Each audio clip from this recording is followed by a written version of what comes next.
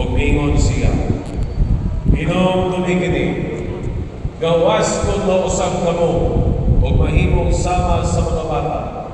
Dili gayud kamo makasulod sa gingharian sa langit. Ang labing dako sa gingharian sa langit mao ang pagpaubos sa iyang kaugalingon o pagpakasama niining bata. Ug ang magdawat sa usa ka bata kasama niini sa akong ngalan, magdawat kanan. Madnunin ninyo nga dili kamo magtamay bisag usa niining mga gagmayng bata. Kay sultihan ko kamo nga ang ilang mga anghel ang tuwa kanunay sa tubangan sa akong amahan dito sa langit.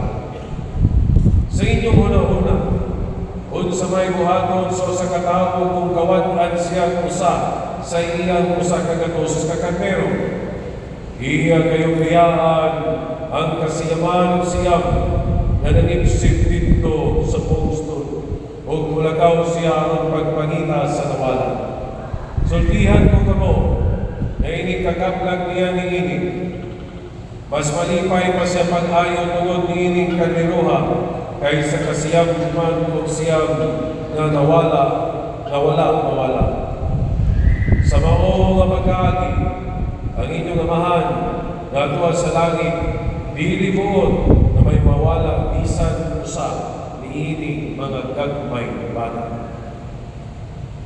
Ang Ebanghelyo sa Ginoo. Mayong gabi kaninyong tanan. Mayong gabi, Padre. Mga igsoon ng Santos Ebanghelyo karon nga gibasa.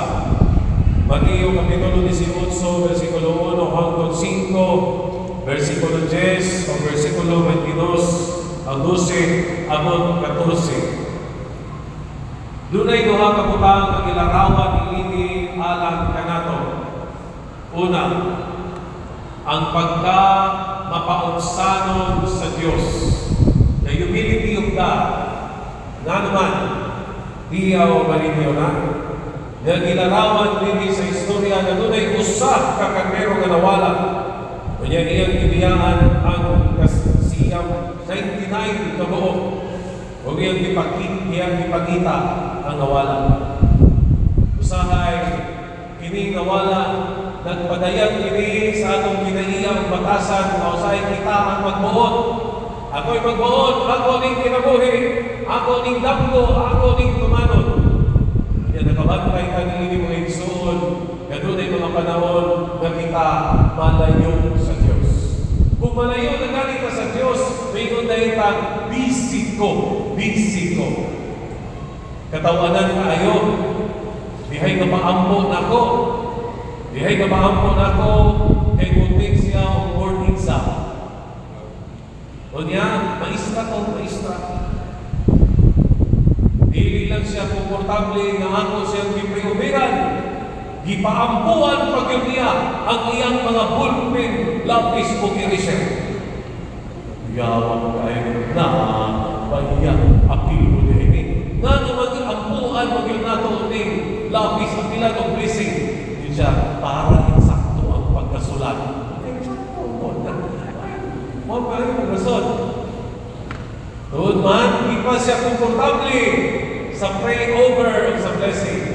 Niantog si Mala. Niantog yung siya si Mala. Kaya dito si Mala, nintagtot siya o mga color na mga kandila. Diba? Kapanaman mo no? Ay naging colors ng mga kandila. Tanang colors, iyang ipalit, iyang kinagkutan. Kay paniguro na siya makapasar. Dili diyaw ang iyang bihatang na panahon sa Diyos sa pagpangayon niya sa iyang damgo na pasar siya sa exam. Tuod man, nakapasar sa exam. Dahil nagpaampo na po siya na makatrabaho, hindi ko nulalim ng magparangking pa. Dili nalim. Bisang asa na siya mabot. Dani, kada 13, anhigod siya din sa simulan. Hala, nagkot po siya kandila. Dili raw sa kabuok, daog na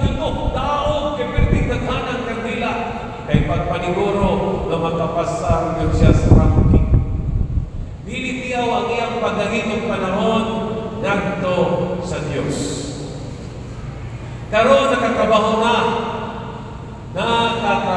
na. O maayo na kayong trabaho. Wala na siya ikita sa simulan. Wala na po ikita krisis sa simulan. Akong ipangutana, nagaadto kang simulan? Wala. Nagaadto kang simulan? Wala. Nga naman wala. Busy ko kayo sa trabaho. Busy tayo sa trabaho. Bantayin mo kayo soon, ihatag na natin mo. Pero umabot ang panahon, nakita na po ang palayo sa Ginoo. Mupalayo ba ang Ginoo na to? Wala. Sa gilarawan ka ng tanawa, unsa ka mapaubsan ng Diyos, iyang yung giyanto, kung asa ka nahimutan, mapalayo ka sa Ginoo. Ang Ginoo, muanha ka Ginoo, iyang yung kaganhawon. Iyang kang bendisyonan ng panalaningan uban sa Panginoon, na unta makarealize ka na you are blessed because of His love to you. Na unta makarealize ka that with the many blessings na ihatag sa Diyos na kanimo, mubalik ka, mupaduol ka kaniya, sama sa imong ihimo sa sinundanan ni pagka mapaugsanon sa Diyos. Maupod kini ang ikaduhang punto na unta atong nga puy-an. Magmapaugsanon unta kita. Sama nga ang Diyos nagmapaugsanon ka nato na siya gabing kanunay na naghatag ng blessing, kita po doon ta magmapaugsanon diha sa usag-usag. Matod pa ni Jesus sa Ebanghelyo karon, ang lamig na po sa kinarian sa langit, mao ang magpaubos sa iyang kaugalingon. Isang kinira na first part ini versikulo, magpaubos sa iyang kaugalingon. May mga panahon na matandog ang atong pride. Kung matandog gani ang atong pride, muisa ang atong kilay, mamunot ang atong guna, o usahay mo inyong pagyuta, bantay naman ka ba? Matandog na gani ang atong pride, pagbantay nini mga igsoon, mawala yun ta sa pasig. Dinumdumi, diha sa pagkamapaubsanon, padulong ta ngadto sa langit. Kung dili kita magpaubos, padulong yun ta ngadto sa impyerno. Busa sa pagpadayon nato sa pagsuulog dining Santos na Misa. Atong pangayoon ang bendisyon ng panalangin ni San Antonio de Padua. Atong inumduman na sa iyang pagwali, daghan kayo mga tao wala naminaw kaniya. Misurrender pa siya? Mi-give up pa siya? Wala.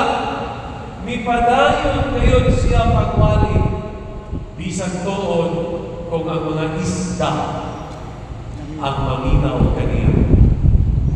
Bisan toon kung ang mga baki diha sa linaw, mga hilong kay maminaw kaniya. Ngayon, nagpaubos ngayon siya na magsangyaw kanunay sa pulong sa Diyos diyan sa katilingban. Kita po doon ta, uban siyang pangaliya sa pagkamapaubsanon sa atong kinabuhi. Magsangyaw usap kita sa gugma sa Diyos, pinaangin sa pag